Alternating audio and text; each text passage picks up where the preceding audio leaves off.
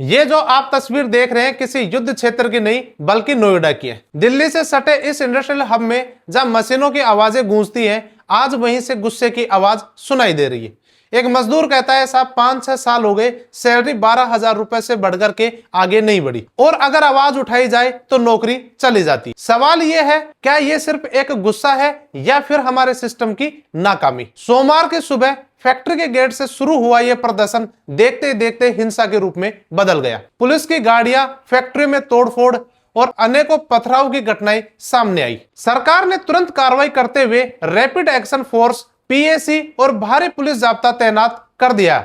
लेकिन सवाल यह है, क्या पुलिस इस गुस्से को कंट्रोल कर पाएगी या फिर यह गुस्सा एक नई तस्वीर लेकर के आएगा? मुख्यमंत्री योगी आदित्यनाथ कहते हैं कि यह एक साजिश का हिस्सा है, वहीं दूसरी ओर अखिलेश यादव कहते हैं यह सरकार की नीतियों का नतीजा है। एक इसे साजिश बता रहा है तो दूसरा इसे सिस्टम की विफलता।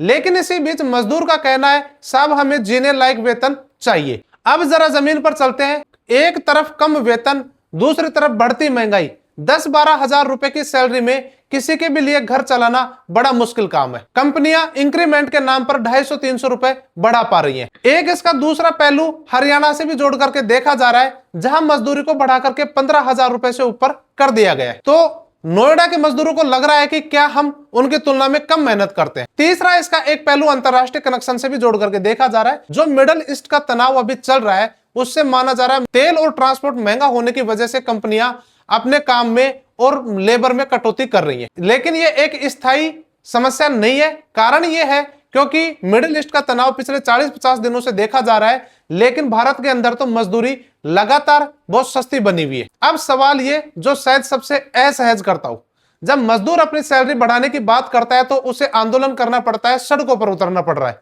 लेकिन दूसरी ओर जब हमारे सांसद और विधायक अपनी सैलरी बढ़ाते हैं तो शायद ही किसी ने सड़कों पर आंदोलन देखा होगा। भारत में किसी भी सांसद की सैलरी लगभग 1 लाख रुपए से ऊपर है। इसमें भत्ते अलग से होते हैं। विधायकों की सैलरी की बात करी जाए तो राज्यों के हिसाब से अलग अलग राज्यों में 1 लाख से लेकर के 3 लाख रुपए तक वेतन होता है। अब अगर मजदूर 20,000 रुपए की सैलरी मांगता है तो वो गुना कैसे हो जाता है, और नेता अपनी सैलरी बढ़ाते हैं तो वो एक सिस्टम का हिस्सा हो जाता है। क्या लोकतंत्र में आवाज उठाने का हक सिर्फ नेताओं के लिए बचा है? सरकार ने इस घटना के लिए एक हाई लेवल कमेटी जरूर बनाई है, रिपोर्ट जांच जरूर आएगी, लेकिन सवाल वही, क्या रिपोर्ट से पेट भर सकता है? नोएडा की ये आग सिर्फ एक शहर की कहानी नहीं है, ये उस भारत की कहानी है जहां मेहनत सस्ती और उम्मीदें बहुत महंगी है, जहां मजदूरों को हक मांगने के लिए सड़क पर उतरना पड़ता है। और शायद यही असली सवाल। आप लोग क्या सोचते हैं नोएडा वर्कर्स के बारे में? कमेंट बॉक्स में जरूर बताएं।